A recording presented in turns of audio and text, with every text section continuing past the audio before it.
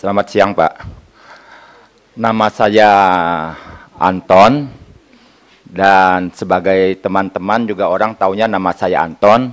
Sebenarnya itu nama pemberian dari Pak Hadi kepada saya.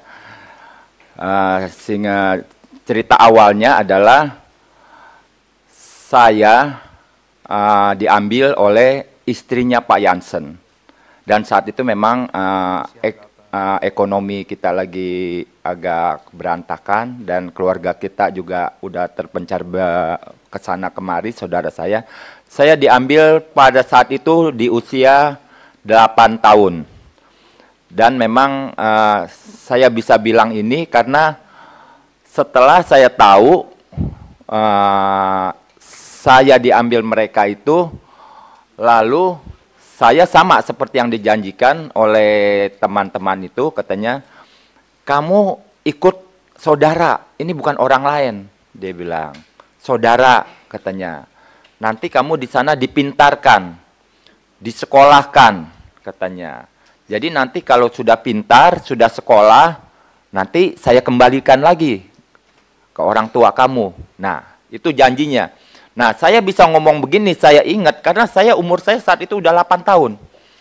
Nah, terus, lalu, oke lah, saya pikir, karena memang saya lihat orang tua saya hidupnya susah, ya ini kan demi kebaikan lah istilahnya ya. Lalu saya ikut. Saya dan kakak saya, pertama. Kakak saya otomatis saat itu udah 10 tahun, saya 8 tahun. Saya dibawa ke Petojo, Balikpapan juga. Tapi satu harian itu saya kayak diam aja gitu di kamar. Akhirnya saya jenuh. Akhirnya mungkin kakak saya lebih besar ya. Dan dia bilang, ayo kita kabur yuk. Kaburnya gimana? Ya udah pokoknya kita kabur. Nah kebetulan di Balikpapan itu rumah mereka, di sampingnya ada gang kecil. Dan di atasnya ada kawat-kawat gitu. Kami loncat. Ya namanya anak zaman segitu ya udah nakal-nakalnya ya. Jadi hal yang kayak begitu biasalah. Kami loncat berdua, terus kami pesan beca, kami nekat, pokoknya entah bagaimana, kami pulang ke Raja Wali, ke rumah saya. Dan mama saya sempat kaget, loh kok balik lagi? Ya bagaimana orang di sana nggak diapa-apain? Saya makan juga belum, saya bilang begitu. Oh ya udah akhirnya terjadi malam itu. Akhirnya besok pagi, Ibu Jansen datang lagi. Nah, dia datang lagi, dia menghampiri mama saya, lalu dia bilang, udah dah, kalau gitu yang kecil aja dah, yang ikut saya, dia bilang gitu. Ya udah, akhirnya saya ikut. Satu malam saya di sana, besok paginya saya langsung berangkat naik kereta api, iya kan ya, sama Ibu Jansen itu. Lalu pada saat itu sirkus lagi main di Cirebon. Nah, sirkus main di Cirebon, lalu ya sama seperti yang kayak mereka mungkin alamin juga, saya lebih pertama ngalaminnya. Karena saya masuk di era tahun 70. Lalu masuk ke satu sirkus, lalu kami suruh nonton. Nonton juga, saya juga nggak tahu apa yang harus diituin, lalu udah gitu tidur. Udah tidur, besok langsung kami dilatih. Latihan dasar adalah handstand, mulai dari 5 menit, 10 menit, sampai akhirnya sampai setengah jam, pokoknya latihan dengan keras, betul-betul keras. Jatuh sabet, pokoknya kita sampai geter-geter, sampai keringetan. Singkat kata, 3 bulan saya sudah menghasilkan uang buat mereka. Saya sudah kerja buat mereka. Dan seperti yang teman-teman katakan, saya mendukung. Kita tidak pernah komunikasi, kita nggak pernah tanya satu dengan yang lain, kamu siapa, mama kamu siapa, ini siapa. Kita tidak ada kesempatan untuk begitu. Tidak ada sama sekali. Terus, waktunya begitu. Hari-hari, yaitu latihan, makan, sekolah 1 jam, tidur, latihan lagi begitu. Dan terus kami alamin.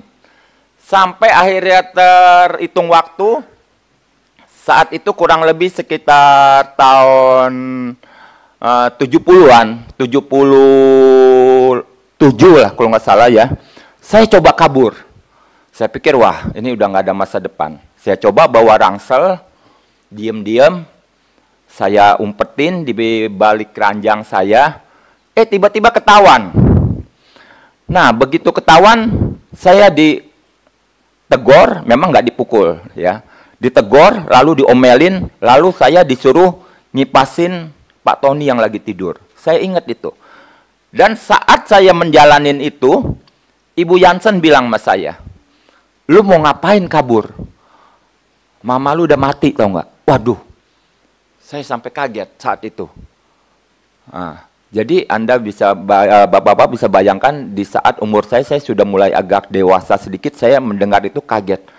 Mama saya udah mati katanya. Tidak ada yang mengurusi mama kamu. Yang ngurusin adalah saya, dia bilang gitu. Waduh, saya bilang gitu. Nah, singkat cerita, ya kan ya, di tahun 83-an, ya kan ya, saya terus, akhirnya saya izin. Saya izin dengan karyawan, karena saya posisi udah gede, boleh dikatakan saat itu posisi kita adalah sudah tangan kanan mereka. Sudah tangan kanan, jadi kita bisa kemana, kadang-kala suruh menjaga sirkus, kadang-kala suruh belanja, kadang-kala ganti bergantian. Ada teman seliftingan saya yang sudah married dengan Ibu Yuli gitu juga, dan ganti-gantian. Hari ini saya ke Taman Safari misalnya, dan teman saya jaga sirkus. Dan posisi kita boleh dikatakan saat itu sudah tangan kanan. Nah, dan saat itu entah bagaimana saudara saya, ya kan ya, dia nonton saya. Dia bilang, "Ini kelihatannya kayak adik kita ya," dia bilang gitu. Lalu dia penasaran, dia mulai dari kelas kambing, terus dia turun ke kelas 1 kalau nggak salah. Masih tribun juga. Kayaknya iya nih. Lalu dia turun lagi, besokannya dia beli lagi, dia nonton di VIP yang paling mahal. Dia lihat, kayaknya iya. Dia bawa kakak saya lagi, penasaran. Nah, karena kami sudah besar-besar, biasanya kalau akhir show pertama, kami ini keluar. Suka membantu mengatur orang lagi masuk untuk show yang kedua selanjutnya. Dan saat itu kakak saya megat saya. Nah, dia tanya, "Nama kamu Apong ya?" Karena saya kecilnya dipanggil Apong.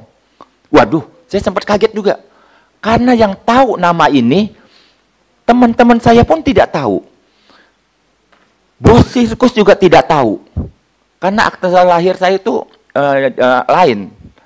Lalu saya sempat kaget. "Benar nggak nama kamu Apong?" "Iya, benar."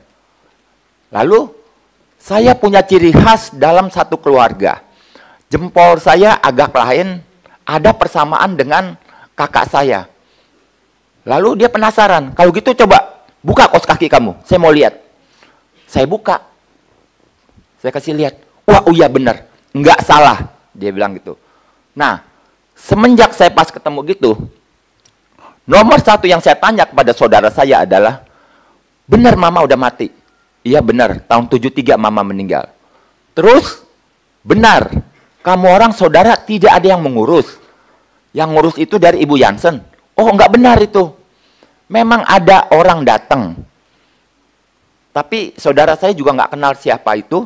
Tapi ada yang datang, tiba-tiba kasih amplop begitu aja. Terus udah jalan."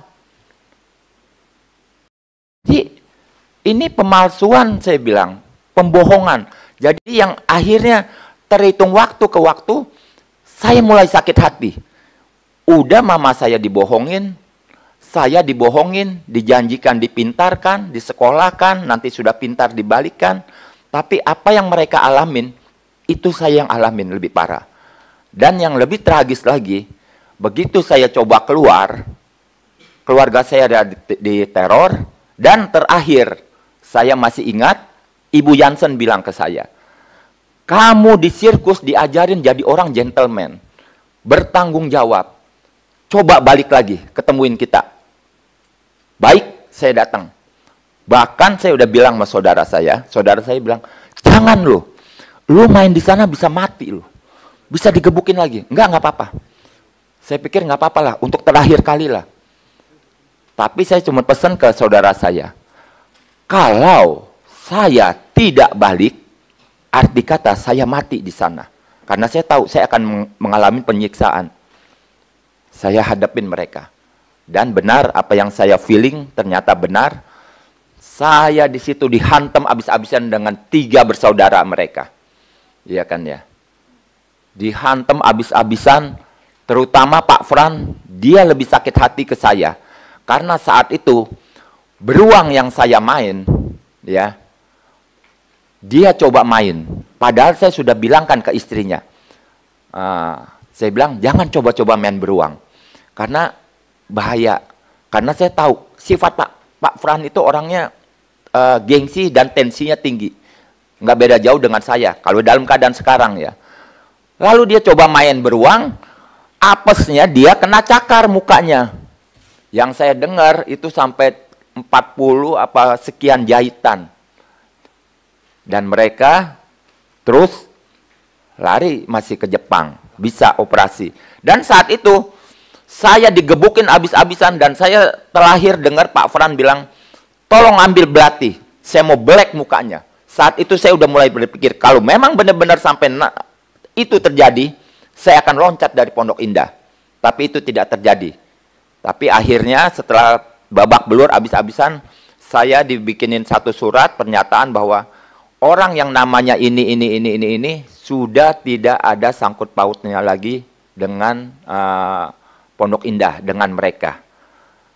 Dan setelah saya keluar, saya baru tahu bahwa saya punya akte lahir, nama saya ini, dan mereka memalsukan bahwa saya lahir tahun 24 bulan 5, 64. Tapi saya lahir ternyata enggak begitu. Dan nama saya itu diberi mereka adalah Anton M. Karena saat itu kita sudah bisa mengemudi, akhirnya kami dikasih KTP. Dan terakhir adalah sekarang identitas saya sudah tahu bahwa saya dimudahkan 2 tahun pada saat itu. Sekian dulu, terima kasih Pak. Cukup pimpinan. Udah habis pimpinan.